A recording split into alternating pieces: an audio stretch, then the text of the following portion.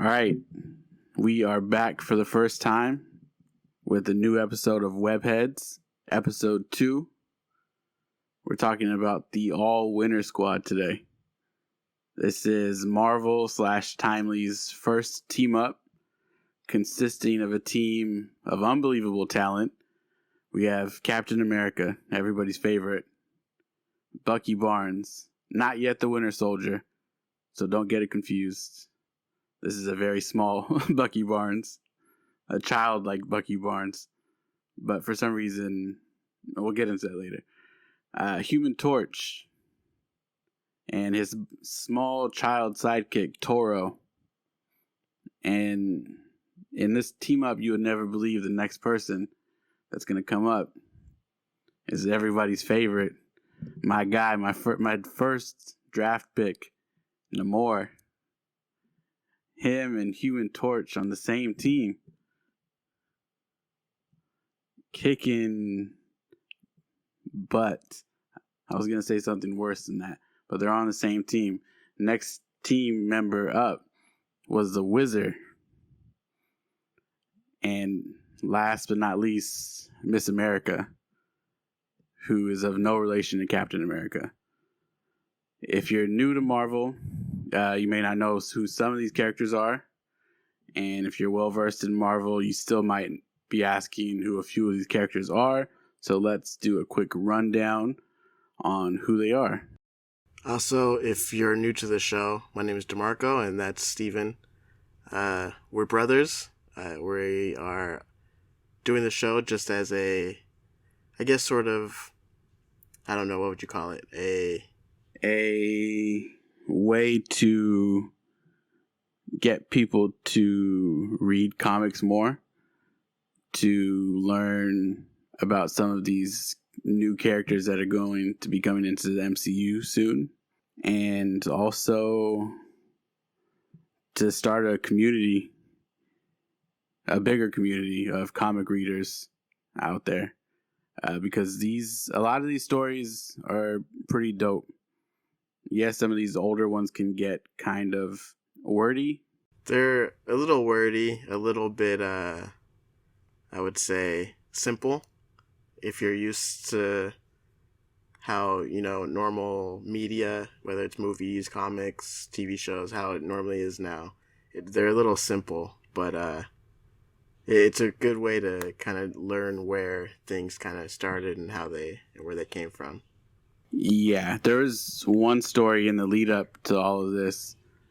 It was a Whizzer story, and it was 6 pages long. It was a very short story, and there was not much to it. And I don't think they would be able to get away with something like that now, especially with them coming out and the frequency that they did then. What was it, like, I believe it was once a month that they were coming out? Yeah. So for them to put out a 6-page story on a character, even if it's a small character, now, I don't think that would work. I agree. But yeah, I do agree with what you said with it being more simple at the time. Yeah. It was definitely more catered to children at the time. Yeah, and that's what I had to tell myself when I was reading today. It's like, to me, I was just like, this makes no sense.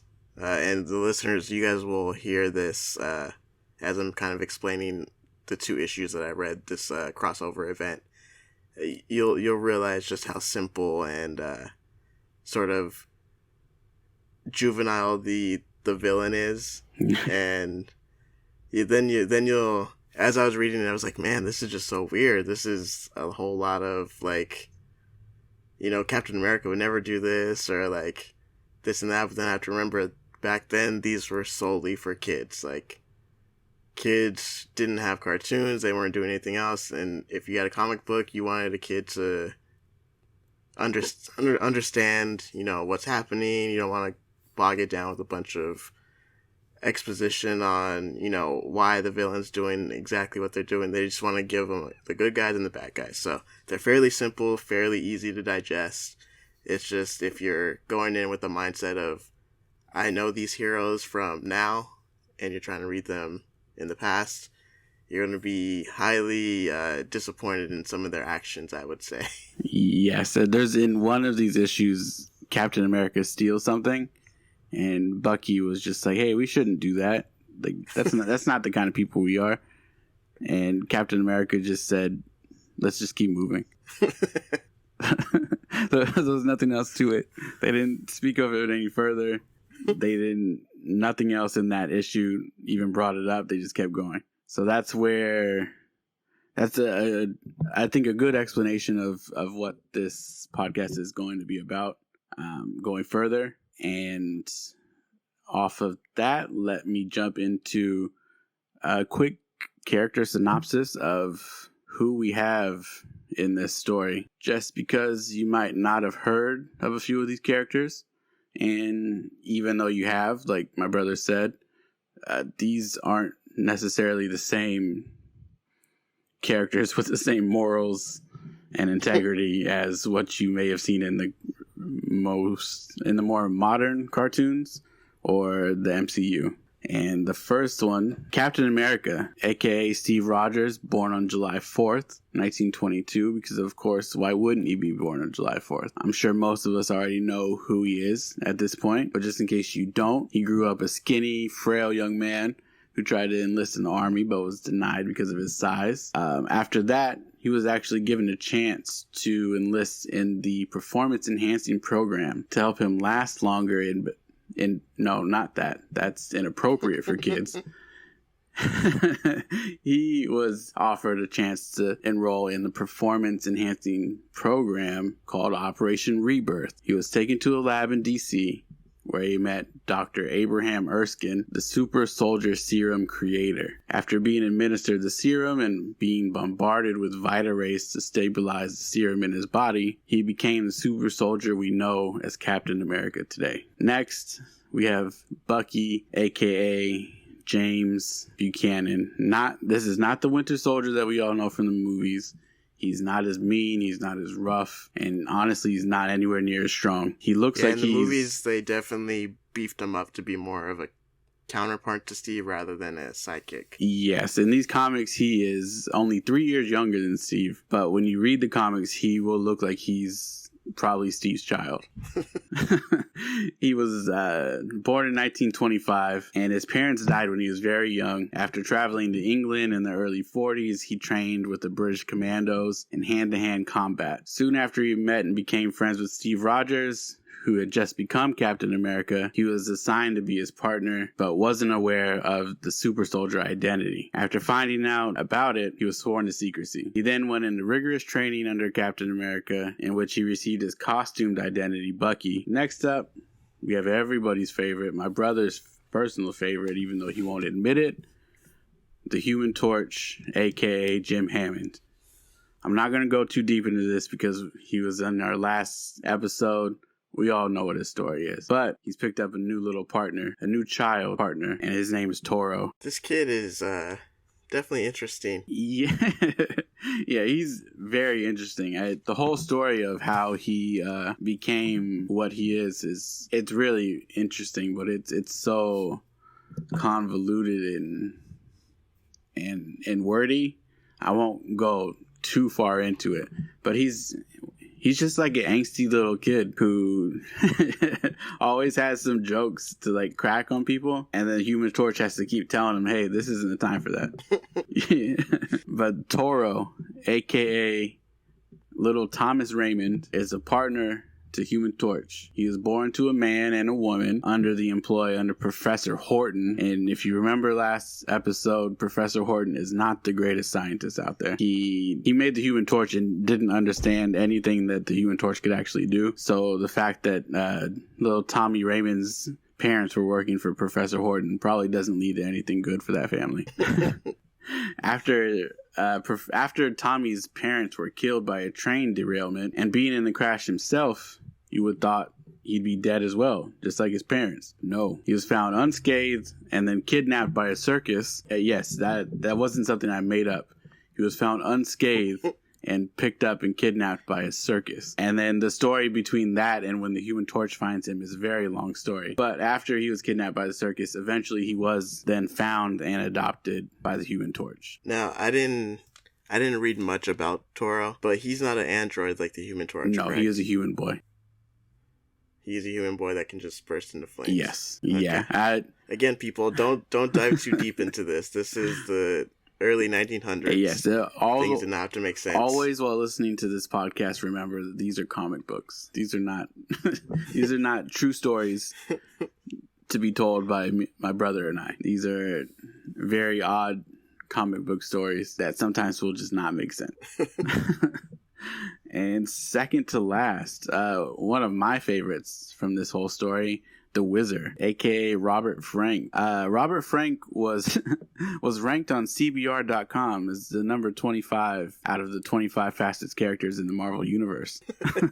So he just made that list. Just made it.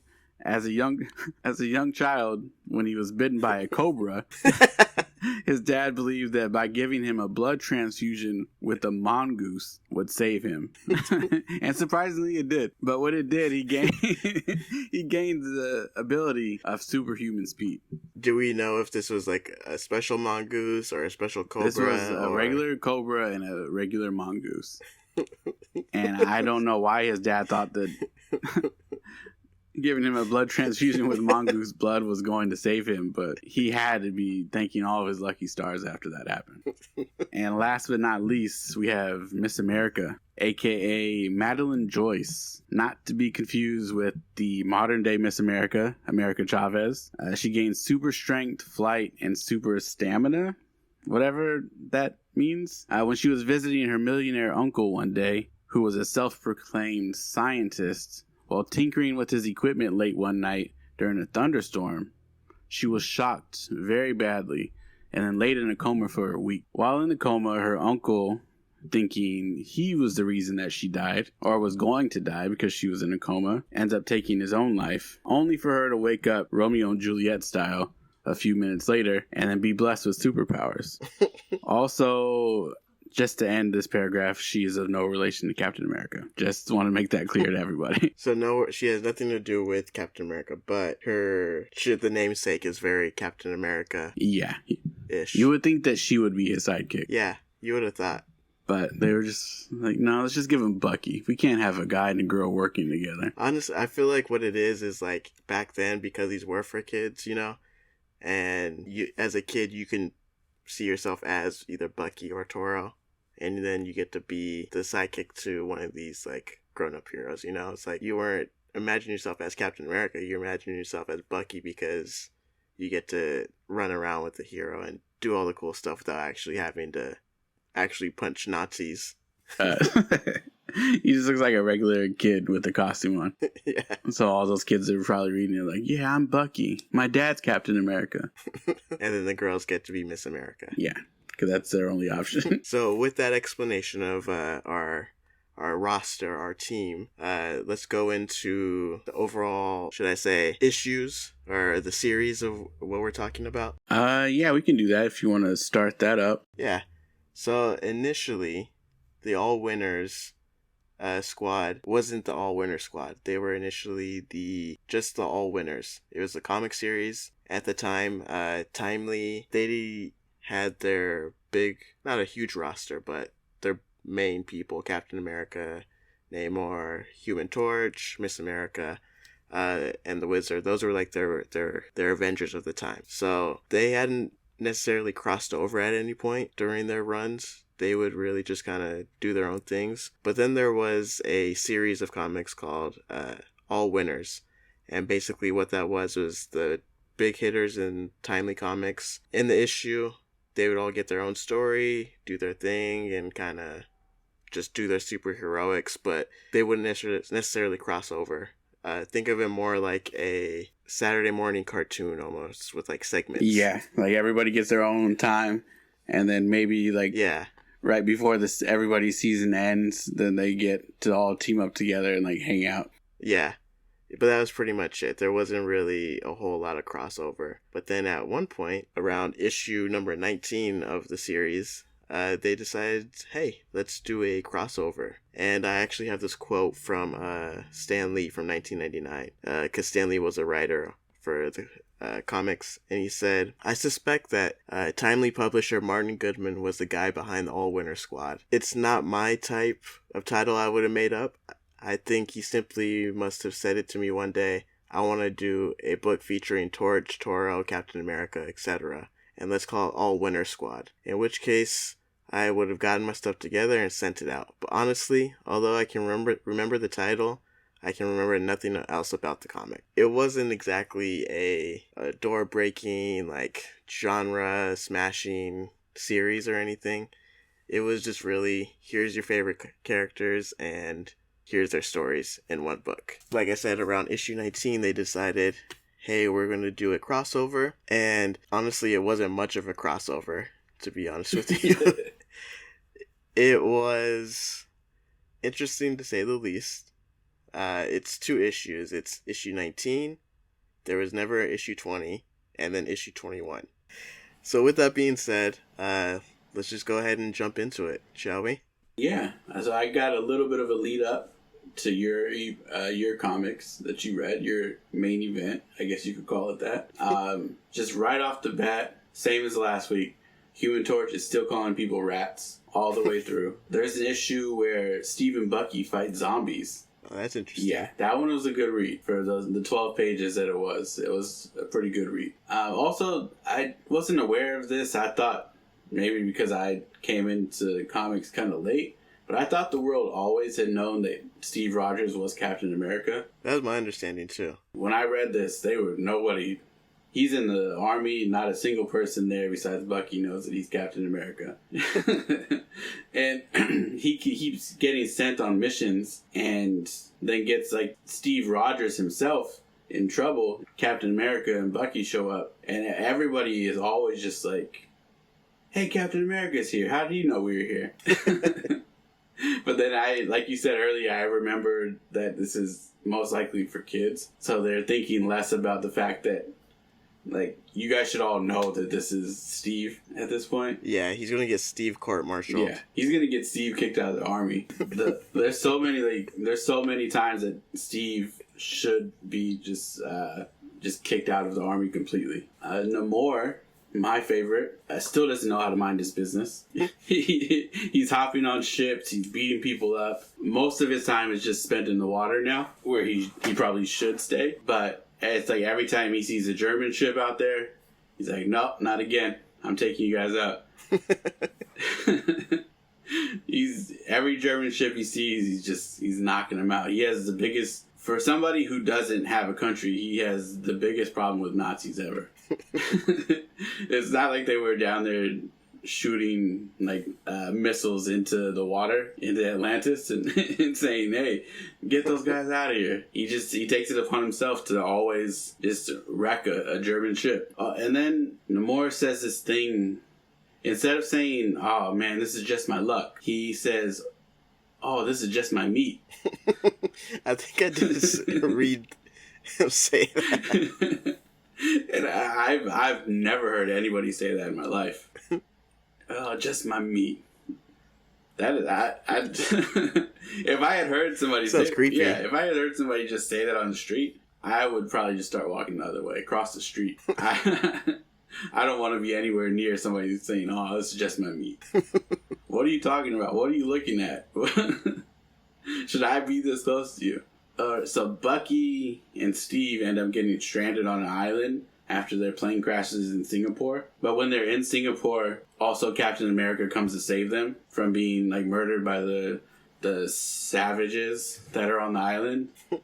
But his colonel is there, and like the colonel is like, oh my God, Captain America, how did you get here?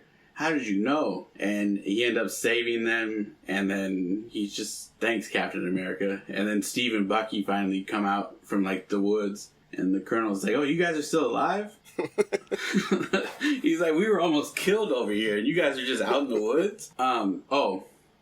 So I should say this for all of my people of color, my Asian friends as well.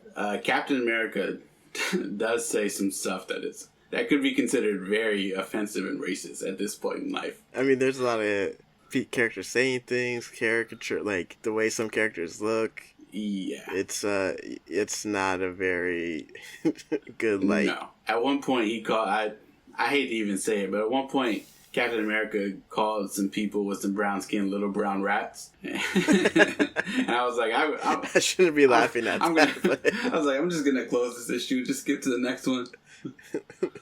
I was like, this isn't good. There's a lot of anti-Asian propaganda happening in a lot of the later issues. So if that is offensive to you, or if you don't think that you can read through that stuff, then I wouldn't, because there's some times in there where it gets pretty bad. Yeah, just listen to our show. We'll catch you up with all the events. That's all you need until around the 90s or 80s. Yeah, when people actually start getting offended by this stuff, we'll let you know when it's okay to start getting into this stuff. So even the Whizzer is out there fighting Nazis. I thought that World War II was over at this point, but I guess, like I said, these are comics. So all these characters are definitely still chasing Hitler.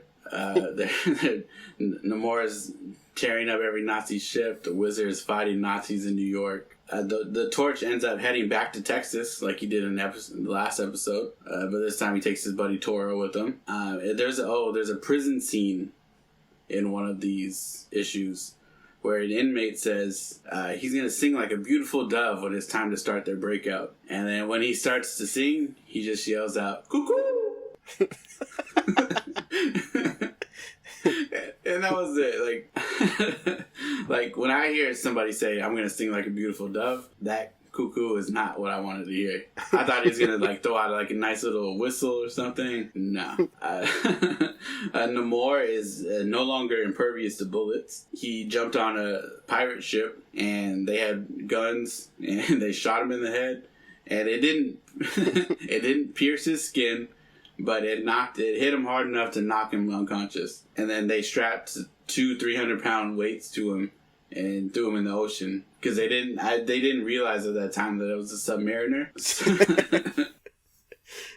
I'm noticing a lot of overlap between those issues you read and what I was reading in these issues. Yeah. There's some things that the bad guys do, or the characters do, that is just word for word, or cut straight from the scene into another scene. Yeah, I'm sure. they weren't surprised that they shot him in the head and it didn't, his brain didn't just burst out. That wasn't a concern. It was just, it hit him in the head and knocked him out, but we got to throw him under the water so he drowns. That's the logic. Just like in the last episode, the logic on a lot of these older ones is just it doesn't make sense. How are you guys not more concerned with the fact that it didn't go through his head? It's really ridiculous, all of it. So Namor, I don't know if you saw this in yours, but in the ones that I read, Namor continues to bring up the fact that he's in a comic book. No, that was not something that was brought up in mine. There's at the end of one of his issues, he's like, I could tell that you don't know anything about me because you haven't read Marvel Comics, The Submariner. He says this to another character.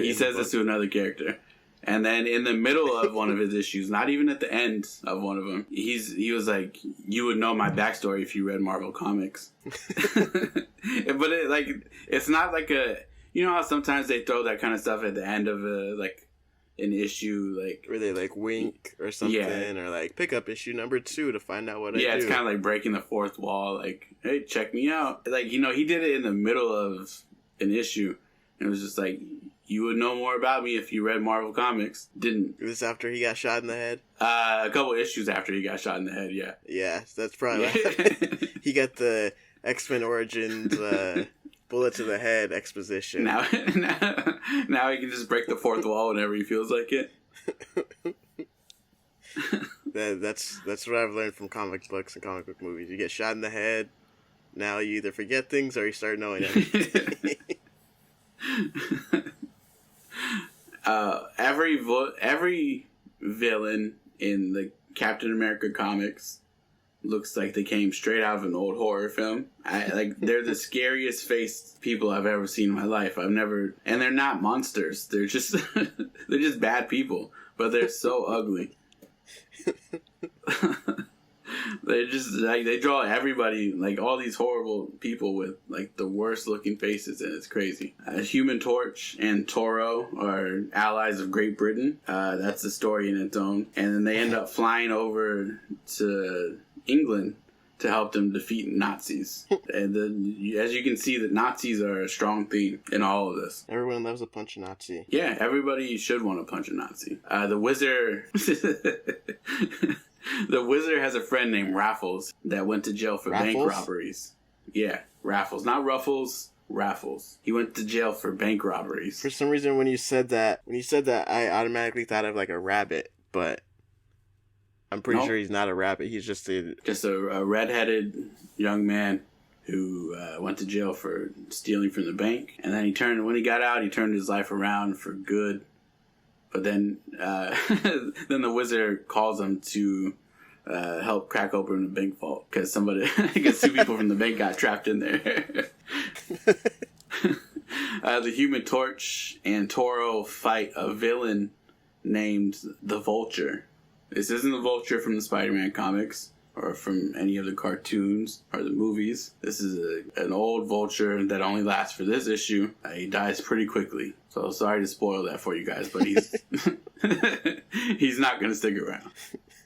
Cap and Bucky have a big fight with the Red Skull. That issue was pretty good, actually. It's kind of deep into the lead-up of the event, but it's definitely worth it on that one. Namor has moved his hatred from Germans to the Japanese people. He just shifted it completely in his mind, and he's like, now I don't like these people. He's also decided to start wearing suits when he goes onto land. He's just wearing full-on... Not in my issues.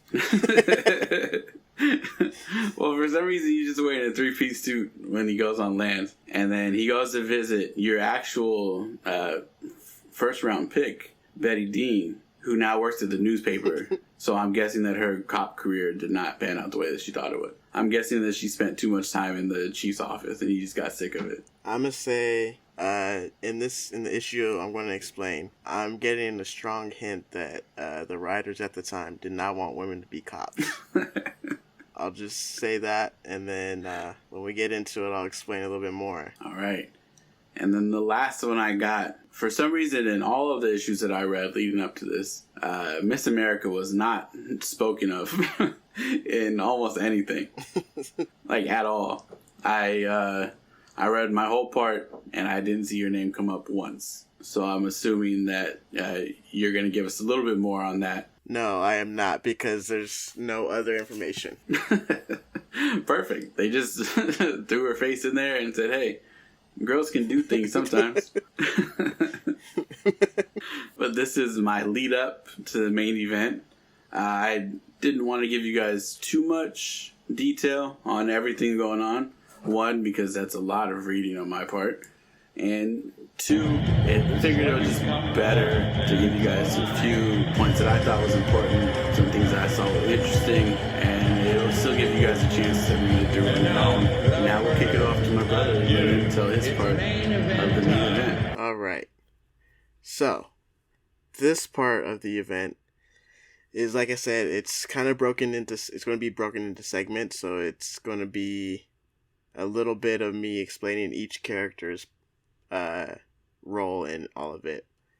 So what we start off with is the Human Torch and Toro go ahead and write in the sky with their fire a call to arms for all the heroes to meet. So they say Captain America, Miss America, Namor, Whizzer, meet us at the Natural History Museum. They're going on a field trip. All of them show up. It's all field trip. They show up, and Human Torch and Toro are already there, and they're talking to the curator of the museum, and he's freaking out.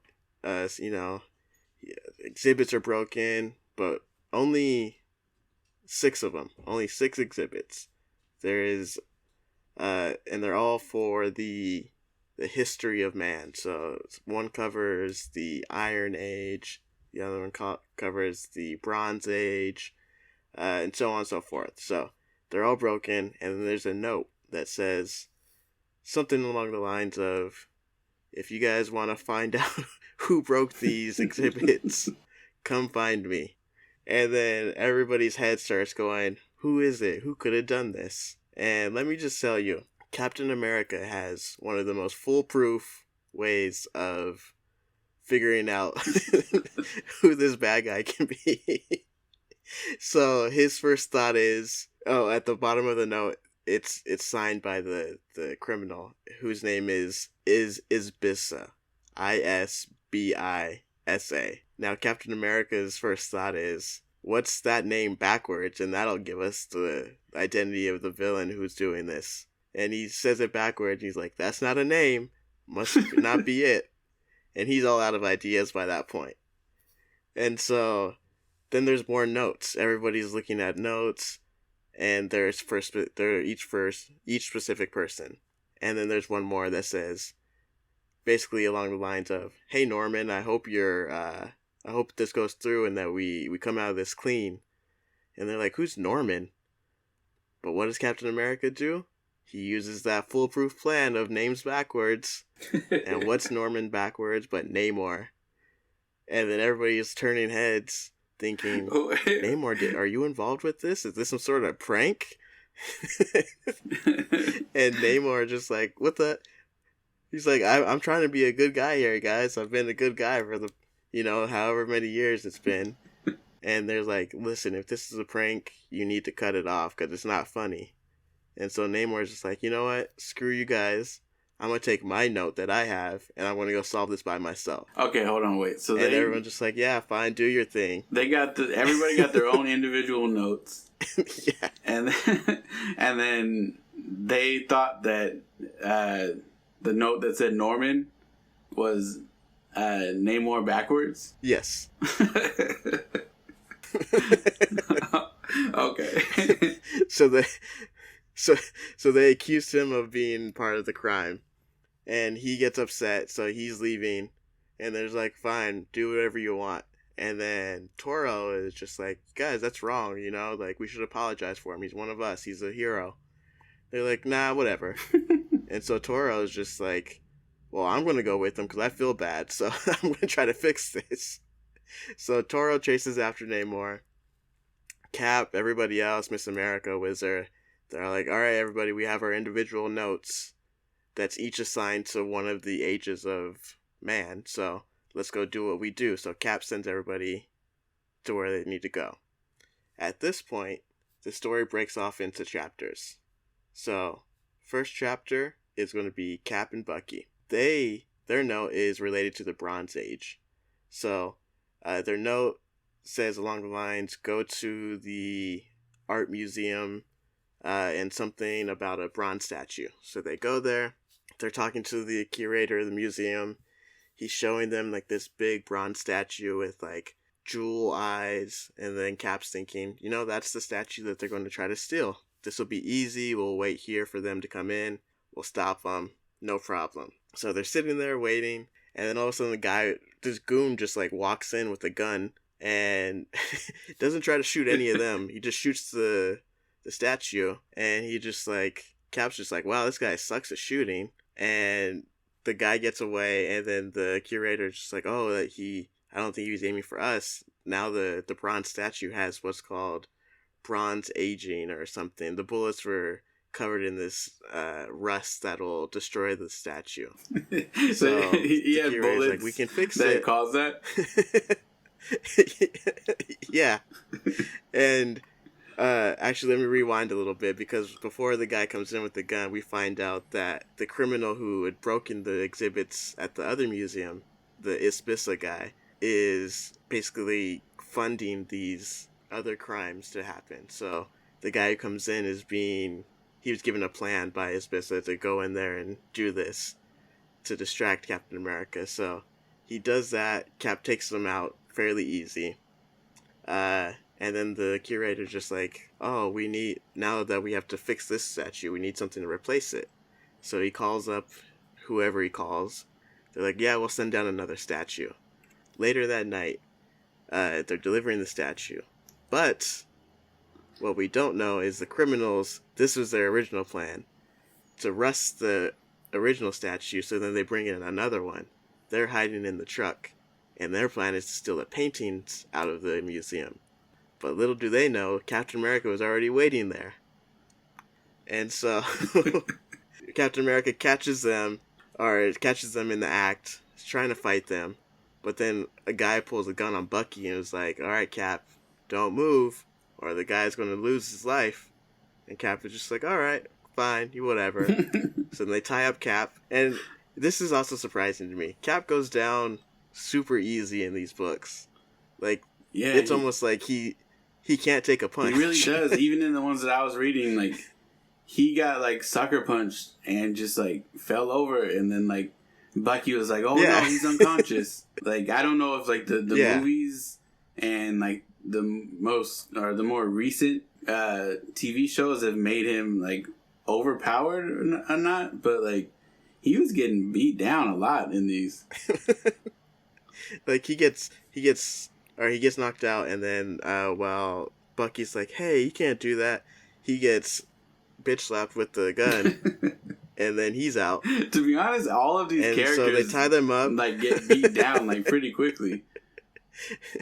And these are just normal goons. These aren't, like, super-powered goons. These are just guys in zoot suits and hats. Yeah, I saw, there's one where the Human Torch just gets pistol whipped by, like, one goon, and he's, like, unconscious for, like, 3 pages. And then, so, like, yeah, they're knocked out, they get tied up. They come to, they see that they're packing up all the paintings and everything, and Cap is just kind of chill, you know? He's just talking to the goon, trying to get him to, talk a little bit more. And then, what the goon doesn't know is Cap is untying his ropes with the broken lamp behind him, so he's rubbing it on the light bulb. Then once he's free, he has a penny.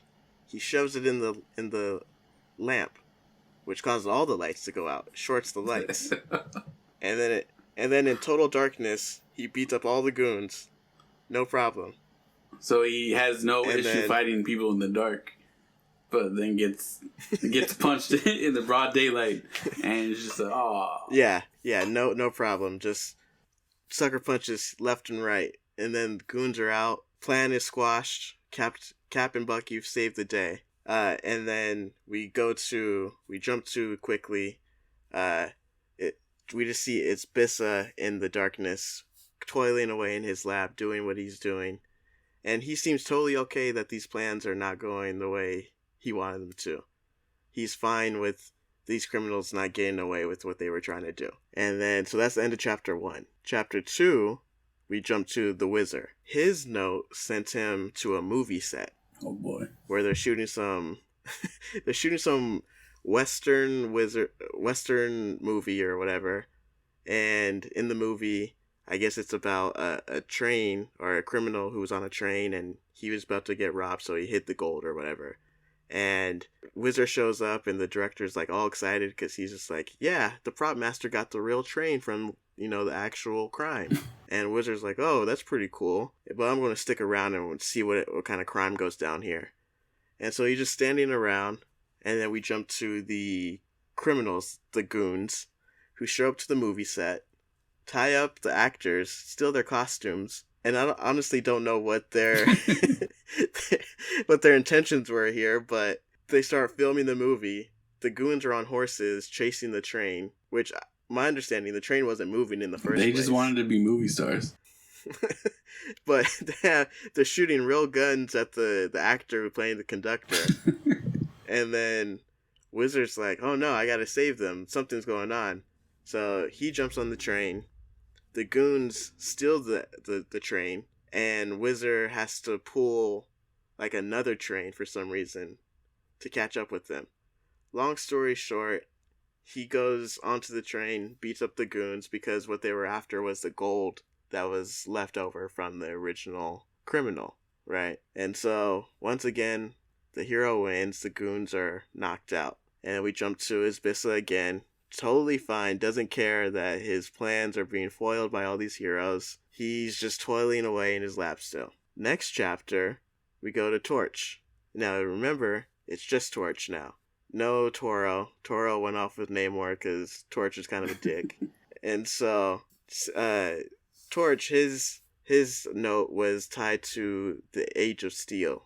And so what he does, he's just flying around, and then he just happens to see these criminals, or these zoot suit guys go into a sewer.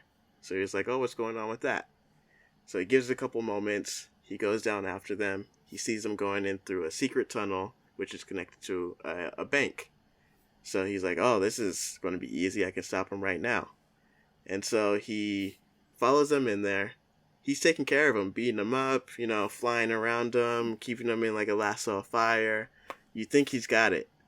He's never got it. He has these guys in a lasso of fire. One of them, their gun gets too hot, so he drops it. It hits the ground, goes off. Bullet hits a lamp. Lamp falls on Torch's head, knocks him out. Have you realized like how unaware they are of their surroundings?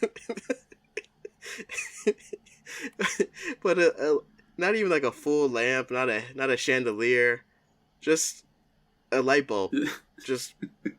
And he's an android, and he's knocked out. Yeah, he gets knocked out all the time. And these goons are just like, well, that was easy, let's kill him. So they're about to shoot him, and lo and behold, who shows up? But Officer Bobby. Oh, what the heck? Who's Officer Bobby? I don't know. She just shows up. She takes out the goons. They run away. Torch wakes up, and he's like, whoa, who are you? Oh, I guess you can call me a lady copper, is what she says. Line verbatim. You can call me a lady copper. I'm Officer Bobby. And pretty much her whole thing is her husband doesn't want her to be a cop anymore. And she's willing to not be a cop, but she wants to solve one more big case. Or her only big case. Before she becomes not a cop anymore. So Torch is just like, yeah, we can team up. And so they find a note saying that the next heist is going to be at a different building. And so Torch is like, I bet, that building's connected to the sewers. Let's go talk to the architect who built it. So him and Bobby go find the architect, start talking to him. Say, hey, I think, there might be a heist going on here. And he's just like, oh yeah, there is, because I'm in on it. So all of a sudden, now the architect is in on it. He knocks Bobby and Torch out. And he has a big wind tunnel in his hideout. And I guess it's to test the endurance of, whatever he's building, the structures of his buildings. And so he throws them in there. He tells the goon, throw it on to the highest speed. The fan will suck them into the propellers and we'll take them out. And it starts working. Bobby's starting to get sucked in. Torch can't light himself because the wind is so strong. And hold on, let me just say one thing also. Like, this also isn't the first time in this series that the Human Torch was stuck in a wind tunnel. They recycle a lot of these, foils for these guys. It's like they don't have any other sort of weaknesses besides wind tunnels and lamps. Yeah. Or getting knocked in the head. It's like that's their only cop out. And so the fan's about to suck Bobby in, and Torch gets an idea. Oh, what if we throw her shoes in there? So he has her kick off her shoes.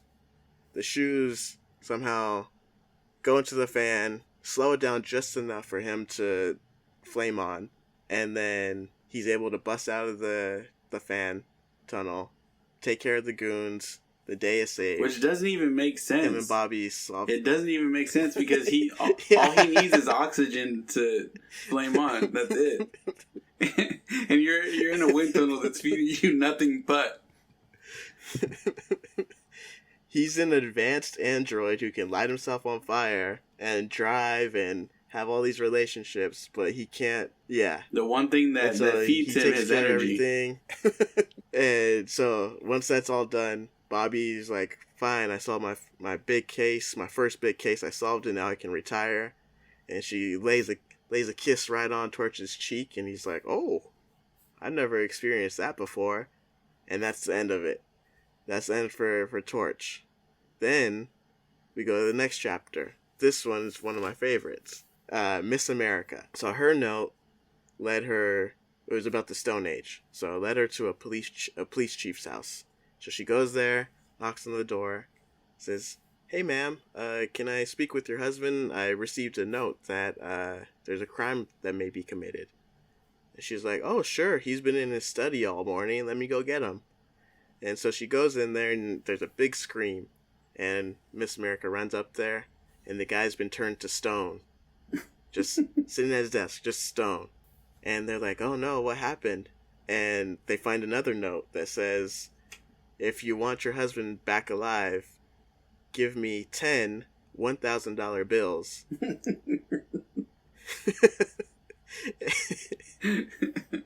and the lady's just like, "That's fine. I'll give anything to have my husband back." And then there's also a pigeon sitting there in a box. And Miss America's like, "Oh, this makes sense. He must want us to attach the money to the pigeon and then release the pigeon and it'll fly back to him." So his getaway is a carrier pigeon. That's how I know that this was for kids, because they said 10 $1,000 bills. And then also I want everybody to remember that the main bad guy, the guy who started all this, Isbissa, gave these notes specifically to each of these heroes to solve these cases, right? If you're going to hold somebody ransom, or their life ransom, why would you give someone who can fly the option to follow the bird that is going to your drop-off? So that's another thing that happened already. In the issue with the Vulture, the Human Torch and Toro were just walking down the street, and all of a sudden this guy in front of them is getting attacked by a vulture. So they're like, "Oh, that doesn't seem right." That doesn't seem right at all. Like, we got to investigate this. So the vulture ended up killing the guy, and then Human Torch told Toro, "Hey, you got to follow that vulture, figure out where he's going, and then when you figure it out, come back." And then he follows the vulture all the way back to the hideout. It's like with this one, she follows the bird. She sees it get taken by the mastermind. And in this situation, the goon is somebody named Calcium Master. Oh, wow. And so he's really good at creating sculptures, apparently. And while Miss America and him are arguing, she gets bopped in the back of the head, knocked out. Another instance of them not knowing what's going on in their surroundings. A couple hours later, we jump back to the house, and the wife of the police captain is there with more policemen, and she's like, "It's been so long, we haven't heard from her or my husband. Something must be wrong. So she must be hurt or taken." And we jump back to where Miss America was, and there she is in stone, encased in stone, can't move. The police find her, and they're just like, "Wow, what a sad day for us. She's gone. She's really gone." Wow. But the woman we knew nothing about in the first place.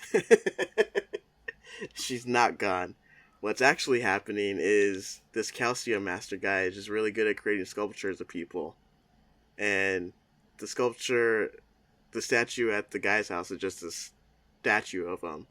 And then the one of Miss America is just a statue of her.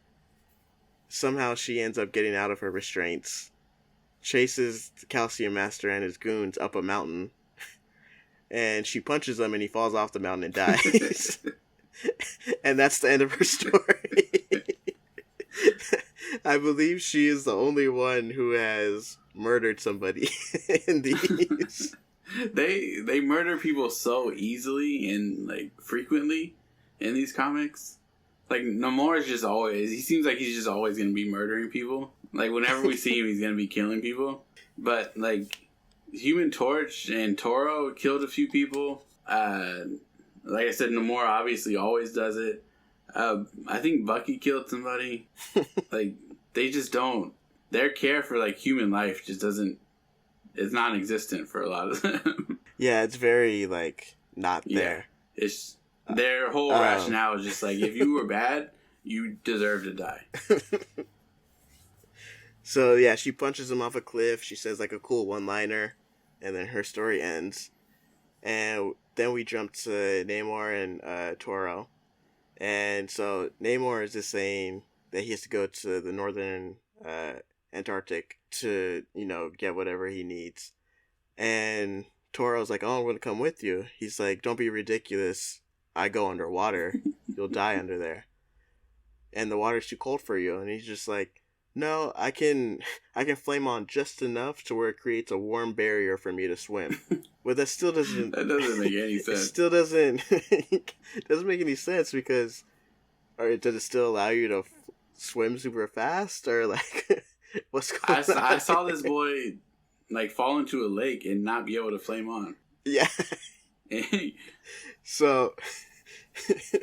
Yeah, so it's just like, I mean, can't he just fly there anyways? Why does he have to be under the water? Just fly. You don't have to, like, I get that you just want to, like, make up for, like, everybody else, but just fly there. You're making this more difficult. So the two somehow get to the Antarctic, and Namor just had enough with Toro at this point. I don't blame him. He's just like, why? He's like, why are you here? Are you trying to spy on me? Do the others think I'm really, a part of this? Just leave me alone and I'll take care of this myself. And so the goons here, their master plan is to steal the fur that's being traded between the native people here. I don't understand how stealing fur is going to be lucrative for them in this time. But maybe they're trying to sell it to make coats or something. I don't know. And so, like, this whole thing is going on where their cover is that they're on a whaling ship. Man, this is getting worse and worse. Which doesn't make sense. What difference does it make? You're here to You're not going to disappear into the ocean and then be like, well, they're not on that whaling ship over there. And so, Namor catches on to everything, and the goons have I think they have a rocket launcher or something, and they shoot it and it misses. Oh no, their gunfire causes an avalanche. It's gonna hit Namor, and so Toro flies by and melts all the snow and melts into the ocean, saves Namor's life. But for whatever reason, Toro falls into the water, and Namor's first thought is not to save him. No, obviously. Of course not. It's to take out the goons. And he's just like, oh, I guess I should do it because, the kid helped me out. And so, oh, wait, I skipped a really important part. So they go to the ship, right? Before any of that had happened. They go to the ship. They're fighting. But Namor, for some reason, doesn't have the strength to fight. He's weak. He doesn't feel good. Then we find out it's because Toro, his heat is draining Namor of all of his powers. And so Namor gets pissed off. He's like, you little twerp, I have no powers because of you. I'm nothing now. And then they knock Namor out. And then I think Toro tries to fly away, and then they shoot a harpoon at him that explodes. And he falls into the ocean. Namor is he comes to, and he's like, I guess I should save him. His powers are back for some reason now. And he probably got electrocuted. Then they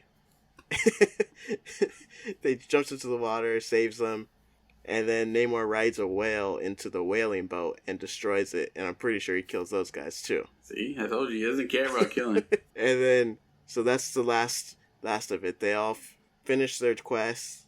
They stop the goon, but they realize that all these heists were just a distraction for Isbissa to funnel his whole entire plan. So the whole time they were doing this, you think he's building something, he's doing something extravagant. All he's doing is building a knockout gas. So he can go to a building and knock out the people there. So nobody was checking for you in the first place. You caused all of this to happen. Exactly. So now that they know that you're there, and then that's when you chose to start making your knockout gas. And Torch realizes that his name Isbissa is, if you write out all the ages of man, it spells out Ibissa, except for the first one. So they were like, "What's the A stand for?" and they figure out that it stands for atomic. So that must mean that he's going to build an atomic bomb at this one specific place. So they go there, and he's already knocked out everybody, but he's still in the building. So at this point, it becomes sort of like they're leading them everywhere. So one of them goes into the building, causes him to run, which he runs into another one of the heroes, and so on and so forth. And at the end of it, he just gets knocked out with one punch. End of story. We find out he's just the museum curator from the first museum. It's just his assistant. It's been his assistant this whole time. And what was his end goal here? Exactly, that was my note. My note says, what was his whole plan? Couldn't he have just gone and went straight for the bomb without first alerting the heroes? Yeah, probably. And also, this is something that you just have to see to believe, but Namor's head looks extremely disturbing. Yeah, it's triangle shaped. It looks like a slice of pizza. Yeah, and they didn't start doing that until he was fine until I didn't want to say issue 8 or 9 or something like that. And then out of nowhere, his head is just a straight triangle. Yeah, it's so disturbing. Yeah, and it would have been one thing if they were doing an artistic thing where everybody's head is kind of misshapen. Yeah. But no, everybody's heads are normal except for his. That's what I thought. I thought it was an artistic thing. No. But no, it was just some weird choice that they went with in terms of... It's so weird. ...of his head. It's the weirdest thing I've ever seen. And then one of my other notes was Captain America is oddly weak in this, and everyone keeps getting hit over the head and tied up. Yeah, nobody's aware of the surroundings. Everybody gets hit from behind at one point and goes unconscious.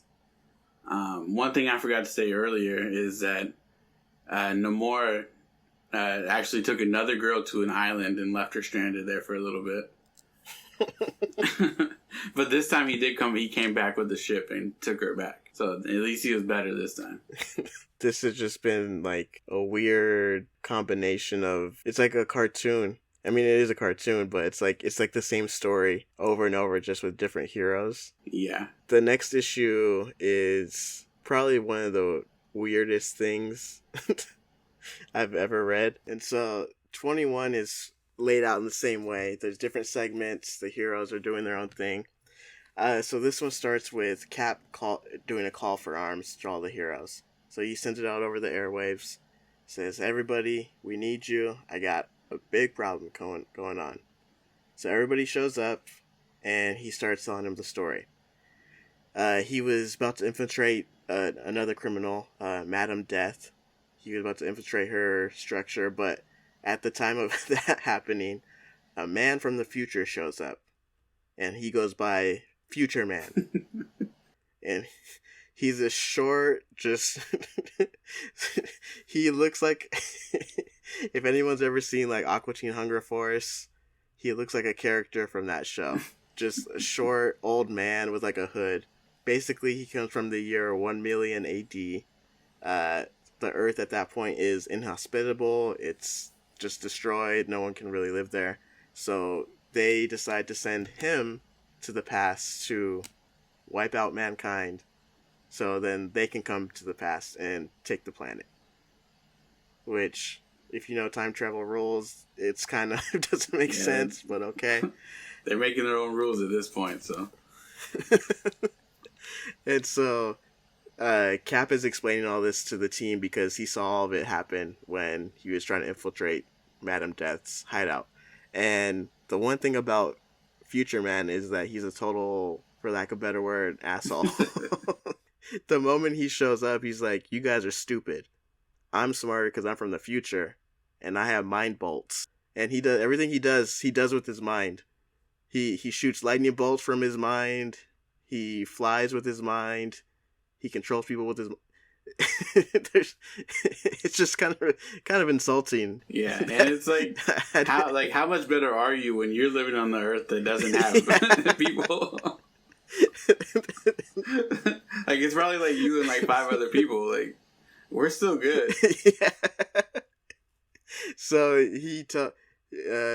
Future Man tells Madame Death and her goons, like, yeah, I'm here to kill everybody on Earth, but if you guys help me out, like, you can rule over, like, the 10 people that are left, and you can have all the riches and jewels and everything. And they're just like, yeah, cool. I'm cool with that.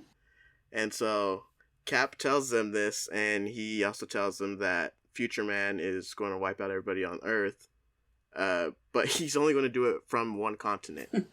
So there's 5 continents. He's going to do his one plan and start in one continent and just hope it works from there. And so Cap is just like, what we got to do is we got to send each of us to a continent to protect.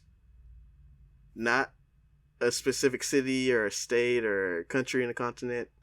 Just, Namor, you're going to Asia, and you got to protect Asia. All of Asia.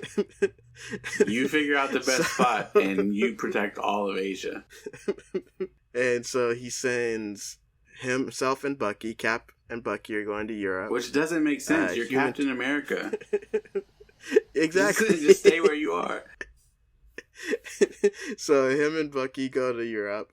Human Torch and Toro stay in North America. Whizzer goes to South America. Namor goes to Asia. And Miss America goes to Africa. So we start off with Cap and Bucky in Europe. And immediately Cap says what we're all thinking. Bucky's like, how do we know where he's going to be? I don't know, Buck. This country's really big. We just got to kind of sit around and wait for us to hear something. but he was somehow, some way, he was able just to go to the Air Force base that we have in whatever part of Europe he's in and just take a Jeep. And him and Bucky are just driving down the road. They're on a... just hoping to find it. They're over here filming a buddy movie together. And everybody else is just, like, in these big-ass countries. So Cap and Bucky are in Europe, some part of Europe, which I'm assuming is close to where Madame Death and Future Man show up, because they're in the Swiss Alps. And he's like, in order for me to start my plan, I need a laboratory. And Madame Death is just like, okay, there's one over there, and just points at in a direction in like the middle of the mountains. And so they go to the lab. Future Man just like, get rid of this guy because there's a scientist in there, and a goon just shoots the scientist. Of course. And so his plan is to build germ bombs and he has a germ from the future that scientists have never seen before and they can't get rid of, and he's going to release it in Europe, and as it spreads, it'll just cover the entire world and kill everybody within 5 minutes of getting it. And so he uses his future powers and starts controlling all the goons, having them like build everything, and they all have the knowledge of a future person because he's in their mind.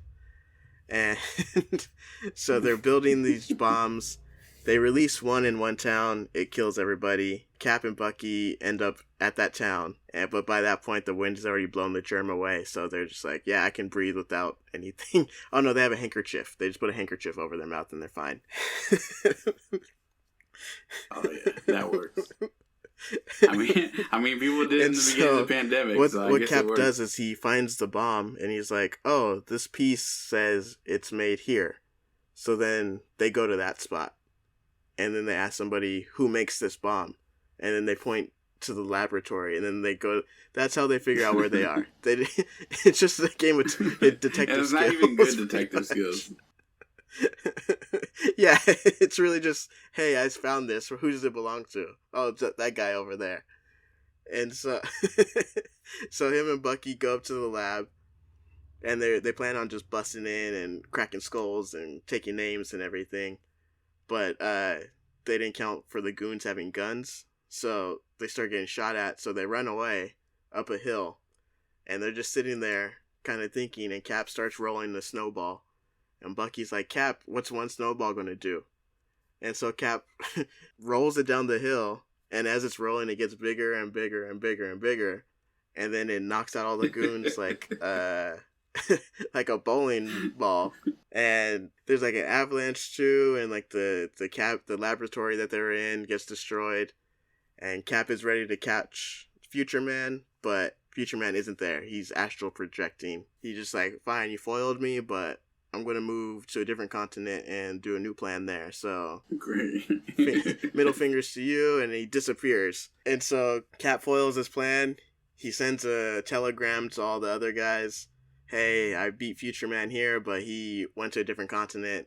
Europe is safe. So then we jump to the Whizzer, who's in South America.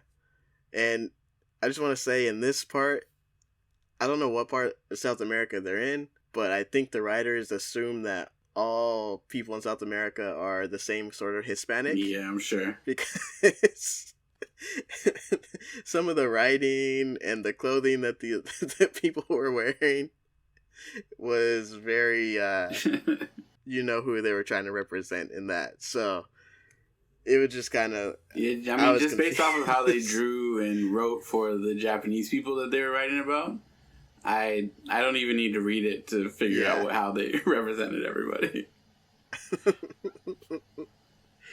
And so the Whizzer's there. He's just kind of waiting around for something to happen. And Future Man and Madame Death are there as well.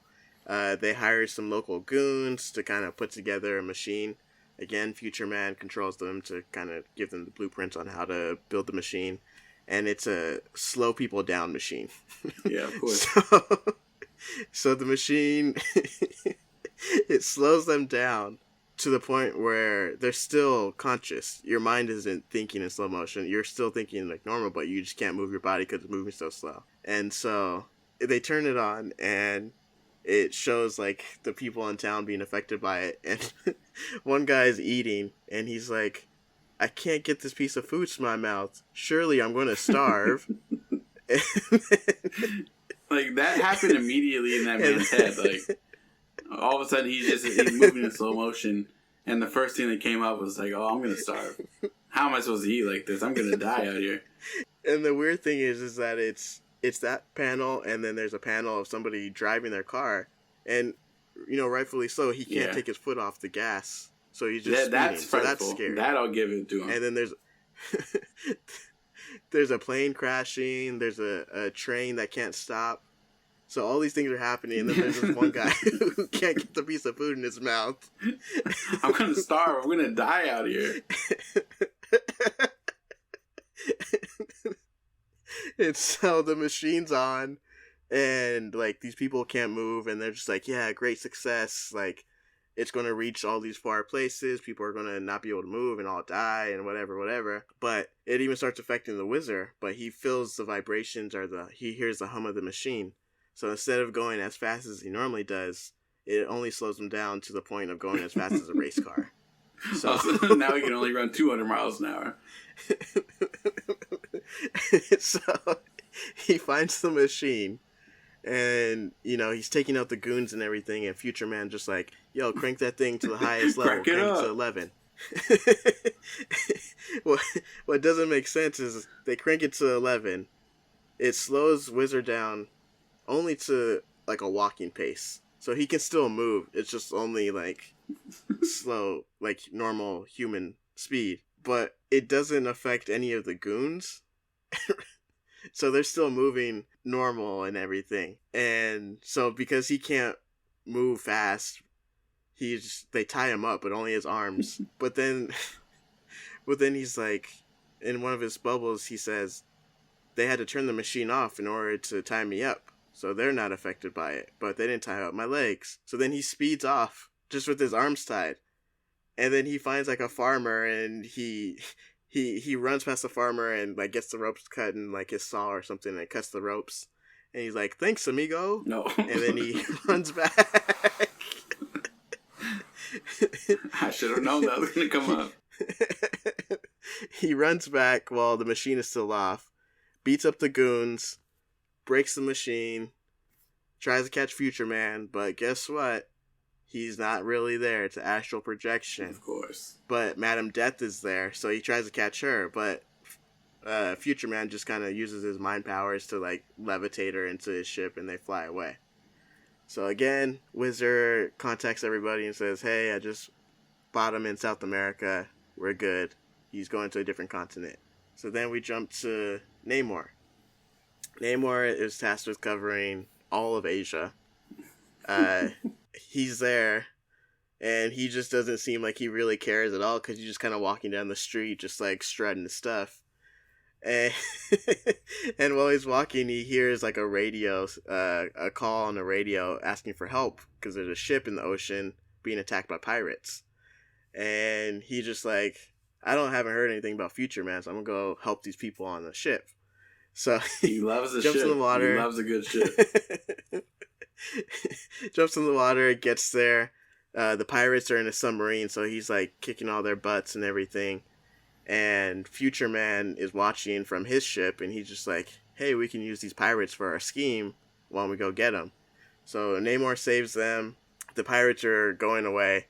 Future Man stops them and says, hey, I'm trying to kill everybody on Earth. Do you want to join in? I'll give you, the money that's left over, and you can roll the 10 people that are here. And they're like, sure, sounds great. So they're helping him, and his whole plan is to send a torpedo to the bottom of the ocean, set up a seismic event, which will cause a tsunami to wipe out Asia. I don't know how big this tsunami has to be huge in order to wipe out all continent. of Asia. That's like, those are godlike waves. I don't know what they're. And this is why Future Man reminds me of a character from Aqua Teen Hunger Force, because he has all these huge, just like, ideas that he thinks are just simple and can be done, but they're just they're so comedic. Yeah, and stupid. he's Michael Scott. He just comes up with all these like weird ass ideas and has no like way to actually like put them into play. Yeah, and so Future Man and all the goons are in their diving suits at the bottom of the ocean, and an octopus swims by, and he just murders it with his mind bolts.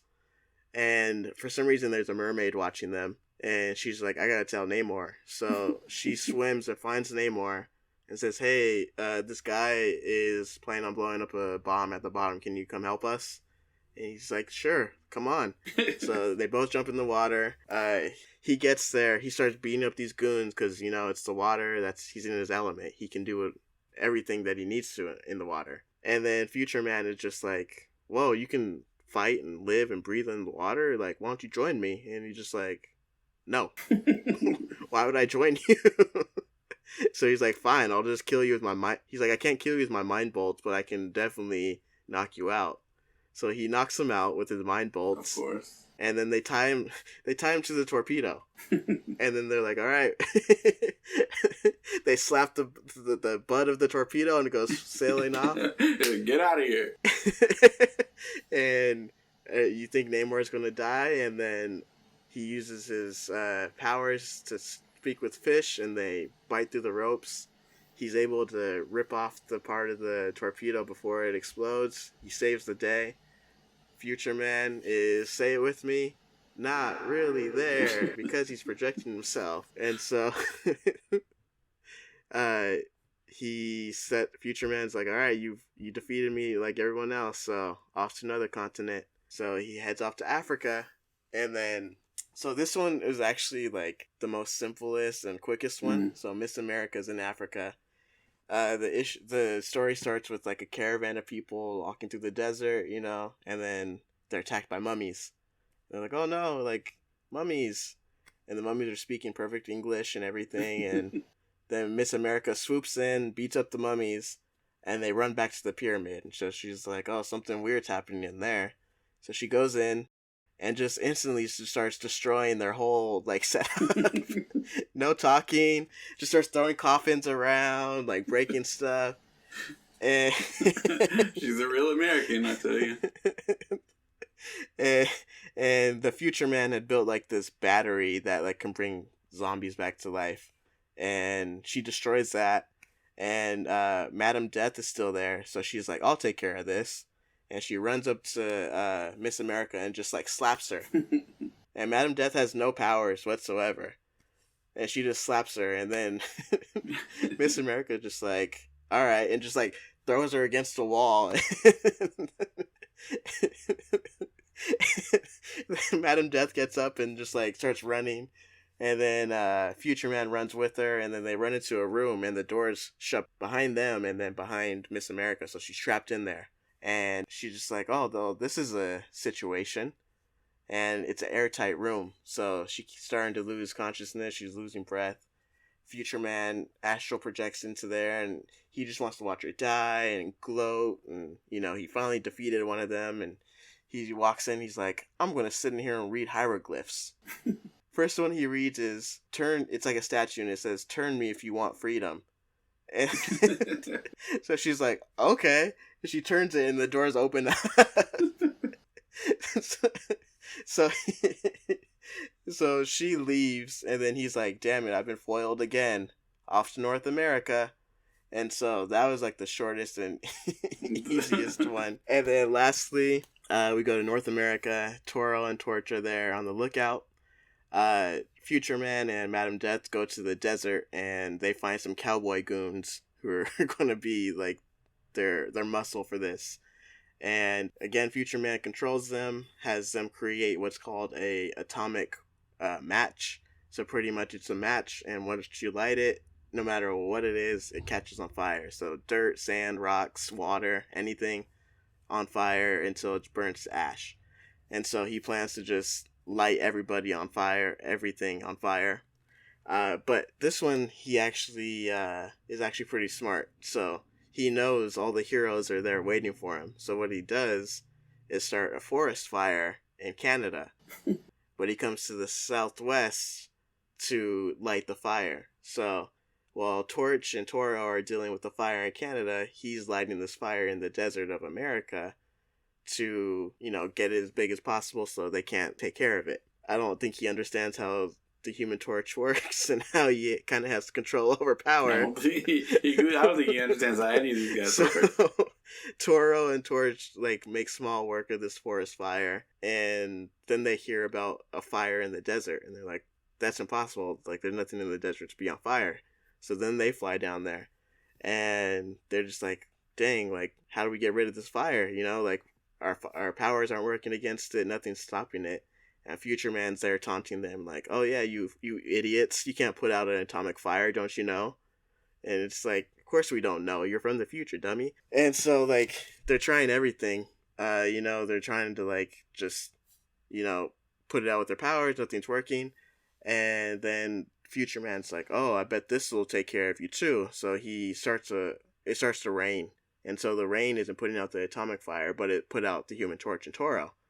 And then they start running away from the fire, and because they can't, they're wet, they can't flame on, and so they're like, "Oh no, we're gonna." But I thought Toro could do that. But wait, so they're running from it, and then they realize, oh, what if the atomic flame can light anything on fire? It can light the water on us on fire, and we can flame on. So then they run into the fire. Oh god. And then they flame on. Future Man's still sitting there taunting them because nothing they're doing is working. And then Torch finally realizes the only thing that it can't light on fire is something that's already lit on fire. So he flies into the fire again, picks up all the ash of the things that it's burnt, and then circles the fire, and then, lays the ash on top of that, puts out the fire.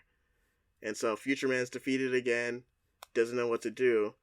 And so he decides, I'm going to call the future for help so they can send more people to the past. And I will point out, in the beginning of the issue, he said, when he was still in the future, the person helping him into his ship said, I can't believe you're going alone.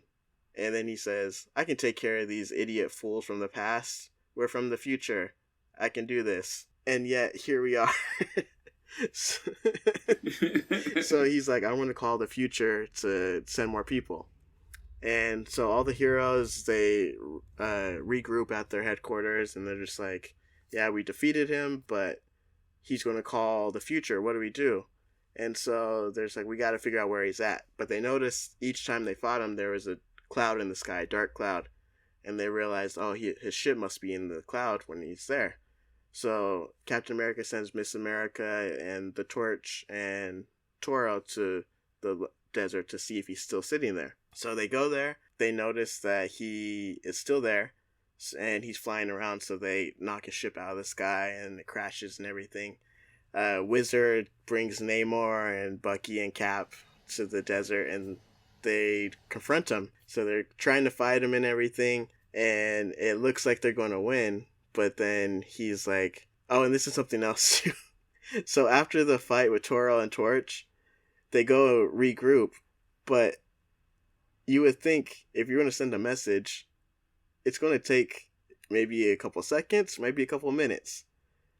When we first follow up with Future Man after the fight, he's like, it's taking me hours to set this machine up to send this message to the future. So he was sitting there for hours, the heroes were sitting there for hours, and they're both, one man is trying to send a message, the other one's worried about when is he going to send this message and how do we stop him. But it took them hours. Yeah, I just imagine him sitting in his stuff trying to figure out like why his message isn't going through. Like the network just not connecting for some reason. Like he has an airplane mode. He's or like, something. Man, come on. Yeah. He's like, I've been trying to send this message for 2 hours. It hasn't even gone through yet. It still has the spinning thing at the bottom. He had it in airplane mode when he came to the past, and then he forgot to take it out. Yeah. So the heroes go there, and they confront him and everything, and he fixed the machine, and he wasn't able to send his message, but he's like, I'm going to go to the future and just tell them to come back with me. He's like, you guys are screwed. And so, like, the heroes are about to fight him, and they don't know what to do, and then Cap is like, you know what? Just let him go. Just, we'll leave, you go do your thing. We'll leave you alone.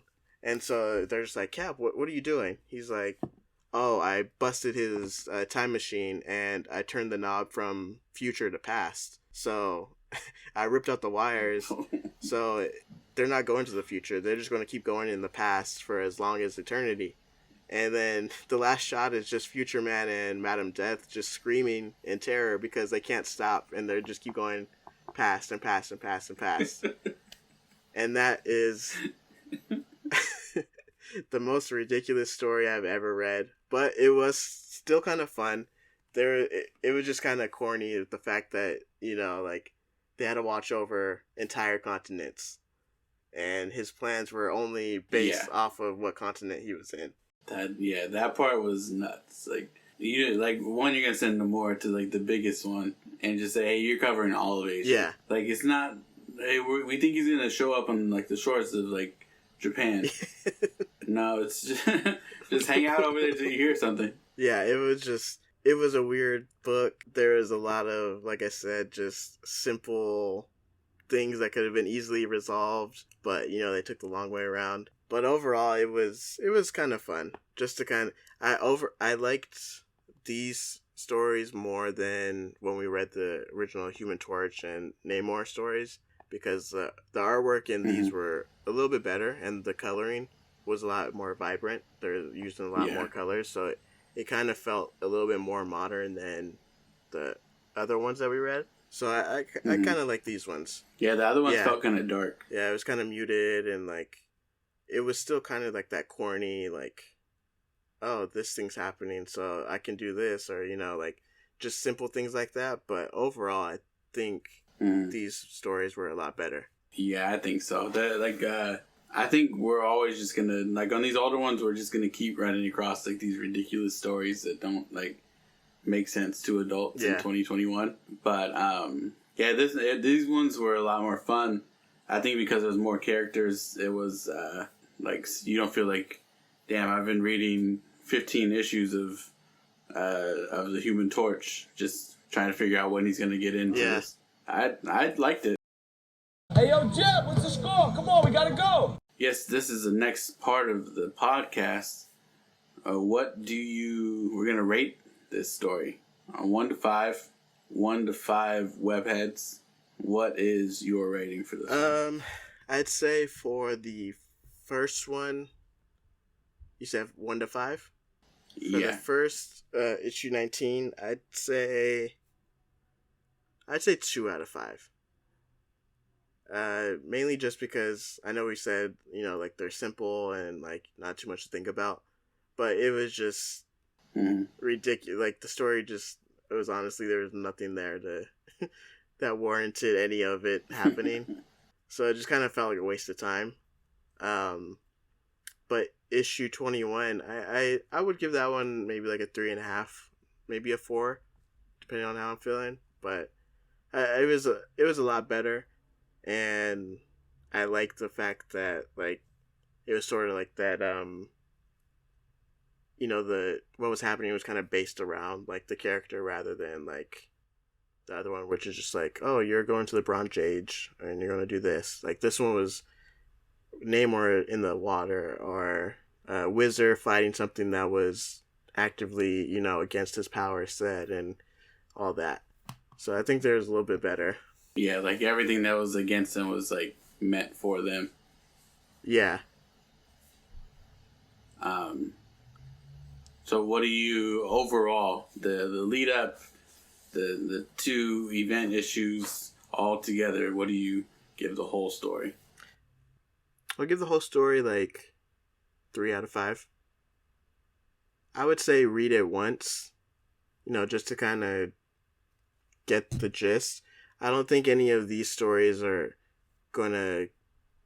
There's nothing in these stories that's gonna make you be like, oh, this is why this character's like this in the future or anything. Like, it's just a fun story, something silly and like to read. But I don't think it's really necessary in order to know what's going to happen in the future or anything. No, I don't think so. I'm going to give the lead up to all of this. I'd give the lead up like a 3 out of 5. Just because it wasn't like, yeah, it wasn't like too much detail, but it, like, I guess the only reason I didn't give it anything higher was just because, like, there wasn't anything in the lead up that made me feel like, oh, eventually, like, oh, we're leading up to them all teaming up together. Like, yeah, it was all just individual stories until, like, right before the end. Yeah, that's kind of like, I agree. Because, yeah, there wasn't any, when you read team ups, you read them because you're like, oh, this happened in this issue, or like you want to see how something plays out. Like these were just kind of more just like we said, like on a cartoon, like, oh, they're doing their separate things, but now they're coming together, sort of, to kind of do it. Felt like a Saturday special, kind of, rather than an event. And then this issue 19, I think I'd probably go with the same as you and do a 2 out of 5, because it was just something simple. It didn't really like. I don't feel like it advanced the story too much. Mm-hmm. But I guess it kind of brought everybody together, and it brought everybody together. But then they also just all separated immediately. Yeah. So it didn't make too much sense. So I'll keep that one at a 2.5, and then just I think the sheer ridiculousness of issue 20 or 21. Mm-hmm. I have to give it I gotta give it at least a 3.5. Yeah. Just because the future man was just doing like the craziest stuff, and like he had no idea the people that he was like really messing with. Like you don't know, like you had no idea that Namor could like fight underwater. Like honestly, I would say like if you can just read that issue and just to fully understand just how ridiculous and crazy Future Man treats everybody. Yeah. And on top of that, like he didn't even like, I mean, in all honesty, was he really even in Asia like doing the fight? Like he was just in the water. Yeah. that could have been international waters. Yeah, like he didn't really have to go to Asia. But I don't think he really wanted to be a part of the team anyway, so just send me to the furthest place out. I don't really care. And then just overall, I'd say it's probably like a 3 out of 5 webheads for me overall. It wasn't a bad story. Like you said, it was definitely better than the first one, Human Torch versus Namor. That felt like there was, I guess in the ending there was more at stake. Like the stakes were like basically the world at that and point. And it felt a little bit better having, like, different characters. Like, you know, it gets kind of tiring just having to deal with Namor and then Human Torch. You know, just like their plain personalities. Like, Namor is kind of the jerk, but wants people to understand him. Human Torch doesn't understand really anything at that time and is still trying to learn. But then this one, you get Captain America and Bucky, you get Toro and Namor, you get, you know, Torch and Miss America, and, like, their different personalities and who they are kind of gave it, like, something new each time you were reading a different chapter. Yeah, I definitely agree with that. So the next and last part of the pod is the team selections. Round 2. Last week you chose, I don't know if we can still call her Officer Betty Dean, but you chose Betty Dean, and I chose Namor. I'll let you go first again this week. This week I'm going to go with Miss America. Yeah, because, I mean, out of all the stories, she was the one who just kind of got stuff done. Like, in issue 19, she just punched the guy and killed him, and that was it. Like, there was no games. And then in 21, she just, like, went in and started wrecking stuff. Like, she didn't take time to figure out what he was trying to do. She just started breaking stuff. Yeah, and she just turned that knob and was like, if you want to get free, just turn this, and then, like, got out. Well, yeah, that's not bad. And now I feel like, I'm just kind of stuck. Because I definitely don't want Human Torch and Toro. I'm going to go... Dang, who do I want? I guess I'm going to go with the Whizzer. That's a good one. Because he's not, like... He was probably the least, like, stupid out of most of them. Like, he is, like, throughout the whole lead up, his whole thing was just, man, I'm just going to run around these, like... I'm going to run around these people, punch them a few times, because they can't see me running. And then I'm just going to get out of there. Like, he made a few mistakes, like people would pull out their cars and he'd run into the car. Like, people would just kind of be, like, waiting in a certain spot to punch, and then they would hit him. But, I don't know, Cap at this point just didn't seem like he was really, like, a super soldier. Yeah, he just seemed like... just a guy in a costume at this point. So, I'm going the Whizzer this week. So, I got Namor and the Whizzer right now. I got Officer, or retired, or fired, Betty.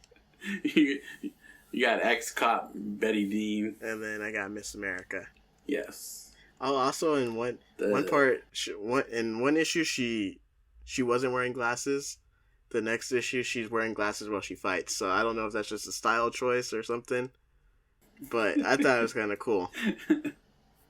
She just wanted to try it out, see how it felt. And then there was a spelling error in one issue. They called the Submariner, they called him the Submater. And I couldn't figure out if that was, like, a joke or, like, what was going on, but it bothered me for, like, a good 2 minutes. All right, so that is another episode down with another one to come next week. Next week, we're going to be covering Spider-Man's If This Be My Destiny. It's not a full event. It's more of a story arc. Depending on how quickly we get through that, we might add another small event after that, because the very next one after that is a small event that could fit there. But we'll see. We'll see how it goes. For sure, we will be doing If This Be My Destiny, the Spider-Man story arc. Again, just like last week, if you guys have any questions, comments, just overall messages for us, hit us up on Instagram.